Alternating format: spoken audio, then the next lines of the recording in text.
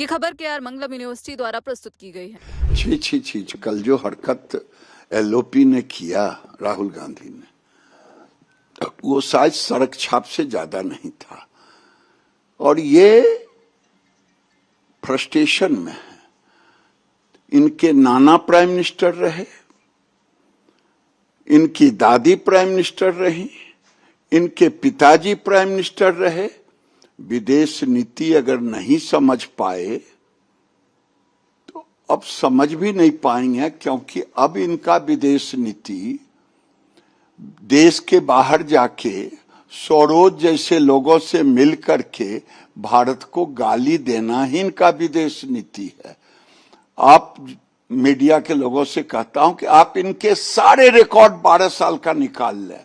ये जब जब विदेश गए हैं, इनकी विदेश नीति है देश को बाहर में गाली देना। इनकी विदेश नीति है ये है। जहां तक गले पड़ने का सवाल है, ये तो जिसके गले पड़ेंगे वो तो बाप बाप कर गया पूरा देश। जब लोकसभा में किस आए थे ऐसे जोकर की तरह। अब तो लगता है राहुल गांधी को एक नाटक मंडली खोल लेनी चाहिए। मानसिक दृष्टि से उनका मानसिकता ये हो गया है, वो मानसिक रूप से बीमार है, फ्रस्ट्रेशन में है। अब इनको एक नाटक मंडली कल जो कर रहे थे, जिसको इतना भी ज्ञान नहीं कि किसी देश के प्राइम मिनिस्टर को इस ढंग से, वो भी महिला। अरे छोड़ दो प्राइम मिनिस्टर, तुम ननिहाल है तुम्हारा कि नहीं है, उसका भी तो लिहाज करते। लिहाज करे क्या, संस्कार ही नहीं है तो लिहाज क्या करे। आपको लगता है कि विदेश नीति के बारे में जो राहुल गांधी बताते हैं, उनका कहना है कि विदेश नीति बिल्कुल डिरेल हो गई। कल वो कह रहे थे कि कई सारी पॉलिसीज की बात कर रहे थे कि वो डिरेल हो गई है सारी। नहीं, ये असल इनकी समझ है विदेशों में जाके भारत को गाली देना। इनकी विदेश नीति ये है। भारत की विदेश नीति नरेंद्र मोदी की है। आज दुनिया में जो इंडिया डायस्पोरा है, भारत के लोग रह रहे हैं, वो कहते हैं हमारा मान मर्यादा बढ़ गया है। दुनिया के बड़े बड़े लोग मोदी जी से गले लगना चाहते हैं, हाथ मिलाना चाहते हैं। ये है विदेश नीति। ये तो शुरू से उदंड रहे। अपनी सरकार, मनमोहन सिंह प्राइम मिनिस्टर, कोई एमपी अपने प्राइम मिनिस्टर के बिल को फाड़ेगा हाउस के अंदर? ये तो मानसिक दिवालियेपन है। लेकिन राहुल गांधी ये भी कह रहे हैं, वो सिर्फ प्रधानमंत्री मोदी जी ही निशाने पर नहीं है, एचएम अमित शाह जी वो भी निशाने पर है। वो कह रहे हैं कि अमित शाह जी तो हमसे डर गए, उसकी वजह से वो सदन तक में नहीं आ पाए। कोई थेथर, हमारे बिहार में कहते हैं थेथरोलॉजी, बाजते छी तो हारलो कहना, ये थेथर है।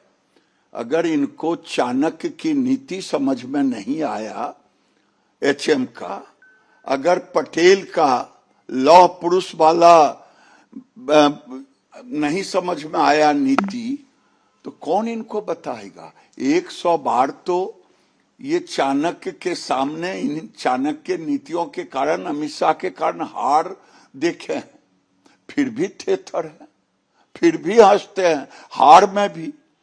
और 370 और 35 हटाने पर इन्होंने क्या कहा था, और ये सरदार पटेल, अमित शाह ने क्या किया नहीं समझ में आता है। तो देश समझ रहा है कि अगर आज मोदी जी हैं, अमित शाह हैं, तो देश विरोधी ताकत को सांस लेने में दिक्कत हो रही है। अच्छा, अभी आपने बिल का जिक्र किया था। कांग्रेस के लोग जो है पीठ थपथपा रहे हैं। जयराम रमेश उनके अहम नेता है, उन्होंने तो कल आज सुबह में ट्वीट करके बताया कि हमने जो है इस सेशन से हासिल किया कि हमने सरकार के 5 मुख्य बिल रोक दिए, जिसमें एफसीआरए बिल, भारत शिक्षा अधिष्ठान bill, one nation one election से जुड़ा हुआ डिलिमिटेशन बिल, या 30 दिन अगर किसी को पुलिस हिरासत में जाना पड़ता है तो उसकी सदस्यता जा सकती है। ऐसे बड़े बड़े बिल हमने रुकवा दिए। बिल वो रोके नहीं, दुर्भाग्य है सदन बहस के लिए होता है, समय आने पर वो भी पता चल जाएगा। किसी बिल पर उन्होंने बहस की, अपनी राय रखा, 12 बिल पास हुए, वो बिल पर कई एक शब्द बोल पाए? शर्म करना चाहिए। तब तो उससे बढ़िया है कि अभी बंदर लाए हो, कल बम फेंक दो, सदन को ही उड़ा दो, तो बहसें नहीं होगी। ये सोच है, पूरी कांग्रेस पार्टी इस दिवालियेपन का शिकार हो गया है, तभी तो मदारी पार्टी हो गया है बंदर ला करके। एक सवाल और है आरएसएस से जुड़ा हुआ।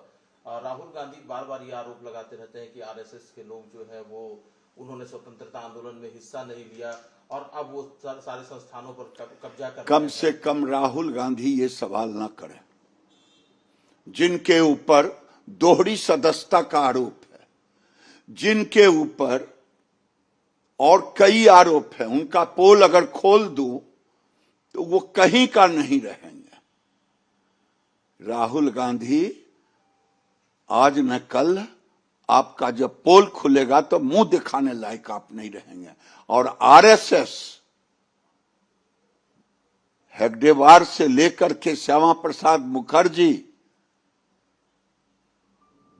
ने जो किया है, और आज भी संघ के किसी लोगों का दोहरी सदस्यता नहीं है। और संघ को समझने के लिए कई जन्म लेना पड़ेगा। संघ को समझना है तो अपनी दादी से पूछिए कि 71 की लड़ाई में पाकिस्तान में संघ ने क्या किया था।